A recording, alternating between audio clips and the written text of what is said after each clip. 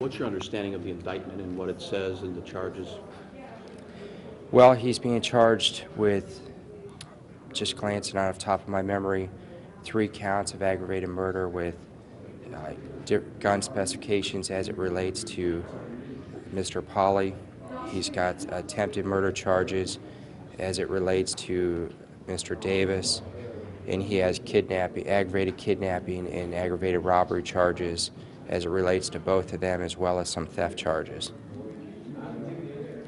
Yesterday you were saying how he's doing. How's he doing? He's doing as well as you can. I mean, obviously, serious charges like this, you're going to have a whole wide range of emotions, so he's holding up as best as he can. Being held in juvenile court, do you see any move coming for him? Well, I'm going to request that he stay there throughout the pendency of this case. These are adult charges. Yes, sir. The hearing in April is whether or not he will be tried as an adult on these charges. Well, not on these charges. There are a total of 4 victims. When he was in Noble County, he was charged with 2 cases under the 2 of the victims, these guys that he's just been indicted with.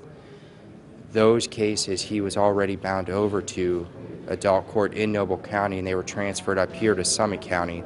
That's why we had this indictment today. The 2 charges in juvenile court are relating to 2 other victims, and that Mr. Geiger and Mr. Kern. And those charges, that's what the hearing is in April, is to determine whether there's probable cause to be bound over to adult court. So today was the Noble County charges brought up here? Yes, sir. Yes, sir. John, what's going to happen in this pretrial bond review? Could you just summarize the process for us? Well, the reality is that there isn't going to be a bond in which he can post, not in a case like this.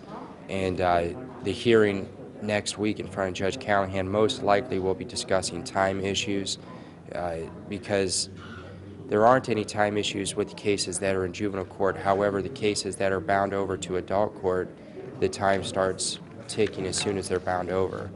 So they will probably want some type of time waiver to allow all the charges to eventually be merged. We understand he's been cooperating. Do you think that will help his cause? Well, at this point, I don't have any comment on that.